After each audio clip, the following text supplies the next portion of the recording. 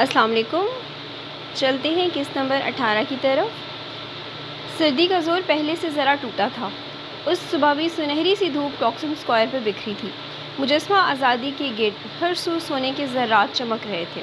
وہ دونوں سست روی سے سڑک کے کنارے چل رہی تھی جب ڈی جے نے پوچھا، حیا یہ ٹاکسم کتنے مزے کا نام ہے نا، اس کا کیا مطلب ہوا بھلا؟ میں شہر کی میئر ہوں جو مجھے پتا ہوگا؟ نہیں، وہ میری گائیڈ بک میں لکھا تھا کہ ٹاکسم عربی کا لفظ ہے اور اس کے معنی شاید بانٹنے کے ہیں، کیونکہ یہاں سے نہریں نکل کر سارے شہر میں بٹ جاتی تھیں۔ تمہیں عربی آتی ہے نا، اسی لیے پوچھ رہی ہوں۔ عربی میں تو ٹاکسم نام کا کوئی لفظ نہیں ہے، اور عربی میں بانٹنے کو تقسیم کہتے ہیں۔ وہ ایک دم رکی اور بے اختیار سر پہ ہاتھ مارا۔ اوہ، ٹاکسم یعنی تقسیم۔ اگر گوروں کی طرح منہ ٹیڑھا کر کے پڑھو تو تقسیم ٹاکسم بن جاتا ہے۔ ٹاکسم، اوہ واو۔ وہ دونوں اس بات پہ خوب ہنسی اور آگے بڑھنے لگی۔ وہ شاپنگ کے ارادے سے آج استقلال اسٹریٹ آئی تھی۔ استقلال جدیسی ٹاکسم کے قریب سے نکلنے والی ایک لمبی سی گلی تھی۔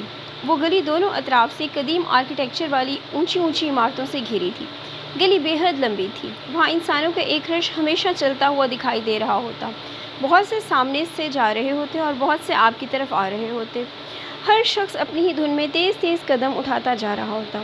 گلی کے درمیان میں ایک پٹڑی بنی تھی جس پر ایک تاریخی سرخ رنگ کا چھوٹا سا ٹرام چلتا تھا۔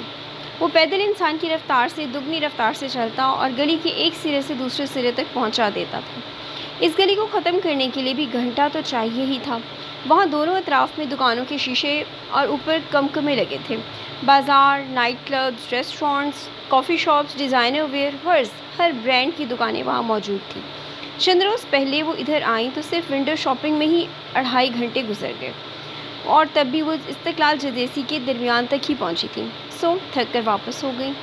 حیا، تم نے دیکھا استقلال اسٹریٹ جیسے ماڈرن علاقے میں بھی ہر تھوڑی دیر بعد پریئر ہال ضرور ہے۔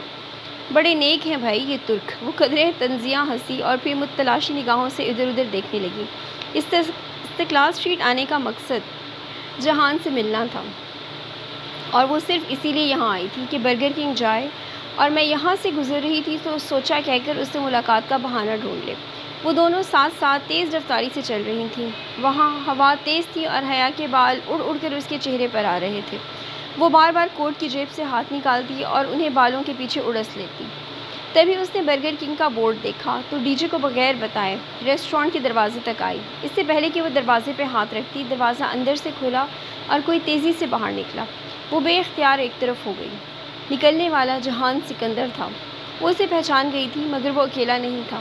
وہ اس کے سامنے سے آتا ساتھ سے نکل کر آگے گزر گیا، اور وہ پلٹ کر اسے دیکھنے لگی۔ ڈی جے نے اسے رکتے نہیں دیکھا تھا، اور وہ اپنی ہی دھن میں دکانوں کو دیکھتی آگے چلتی گئی اور لوگوں کے ریلے میں آگے بہہ گئی۔ حیا یوں ہی اپنے گھٹنوں تک آتے سیاہ کوٹ کی جیبوں میں ہاتھ ڈالے اسے دیکھ رہی تھی۔ اب وہ ہوا کے رخ پر کھڑی تھی تو بال اس کے پیچھے کی طرف اڑنے لگے تھے۔ جہان اس سے دور جا رہا تھا۔ اس کے ساتھ ایک دراز قد کی لڑکی بھی تھی، کوٹ سکرٹ میں ملبوس، اپنے سرخ بالوں کو اونچے جوڑے میں باندھے۔ وہ لڑکی ناگواری سے ہاتھ ہلا ہلا کر کچھ کہہ رہی تھی۔ جہان نے اسے نہیں دیکھا تھا، اسے یقین تھا۔ وہ دوڑ کر ان کے پیچھے گئی۔ وہ دونوں بہت تیز چل رہے تھے۔ ان کی رفتار سے ملنے کی صحیح میں یہ ایشیائی لڑکی اب ہانپنے لگی تھی۔ بمشکل یہ ان کے عقب میں پہنچ پائی۔ لڑکی بلند آواز میں نفی میں سر ہلاتی کچھ کہہ رہی تھی۔ جہان بھی خاصا جھنجھلایا ہوا جواباً بحث کر رہا تھا۔ وہ دونوں ترک بول رہے تھے یا کوئی دوسری زبان، وہ فیصلہ نہ کر پائی۔ شاید ترک نہیں تھی۔ وہ بہت لمبے لمبے فقرے بول رہے تھے، اور جتنی ترک حیا نے اب تک سنی تھی وہ ایسی نہیں تھی۔ ترک میں فقرے چھوٹے ہوتے تھے، بس فعل استعمال کیا اور اس کے آگے پیچھے حساب کے لائحے لگا کر ایک بڑا لفظ بول دیا جو معنی میں کئی فقروں کے برابر ہوتا تھا۔ جہان، جہان! وہ شور اور رش میں بمشکل اتنی آواز سے اسے پکار پائی کہ وہ سن سکے۔ اس کی تیسری پکار پر وہ رکا۔ لڑکی بھی ساتھ ہی رک گئی۔ وہ دونوں ایک ساتھ ہی پیچھے کی طرف پلٹے۔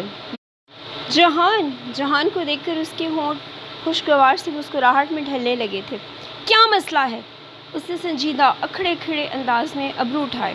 اس کے چہرے پر اتنی سختی اور ناگواری تھی کہ حیا کی مسکراہٹ میں ڈھلتے لب ایک دم بند ہو گئے۔ اس کا رنگ پھیکا پڑ گیا۔ میں حیا!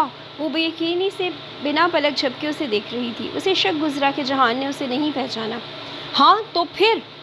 وہ بھویں سکیڑے بولا۔ وہ لڑکی کوٹ کی جیبوں میں ہاتھ ڈالے کھڑی ناپسندیدگی سے حیا کو دیکھ رہی تھی۔ پھر؟ حیا نے بے یقینی سے زیر لب دہرایا۔ وہ ششتر سی جہان کو دیکھے گئی۔ کوئی کام ہے؟ وہ بمشکل ضبط کر کے بولا۔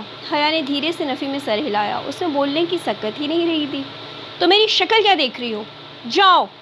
وہ شانے چھٹک کر پلٹا اور لڑکی بھی ایک اچٹتی سی نگاہ اس پر ڈال کر مڑ گئی۔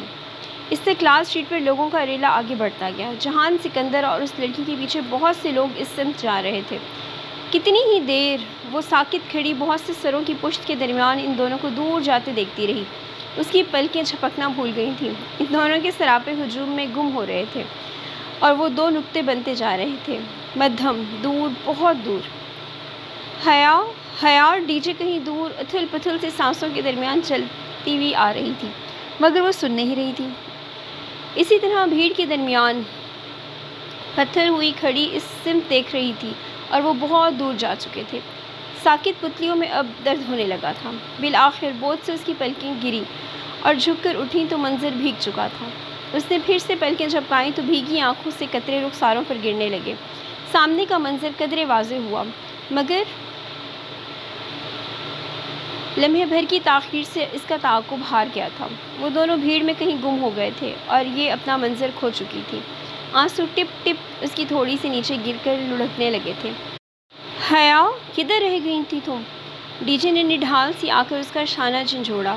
اس کا سانس پھول چکا تھا اور وہ ہانپ رہی تھی۔ میں کہیں بہت پیچھے رہ گئی ہوں ڈی جے۔ وہ اس سے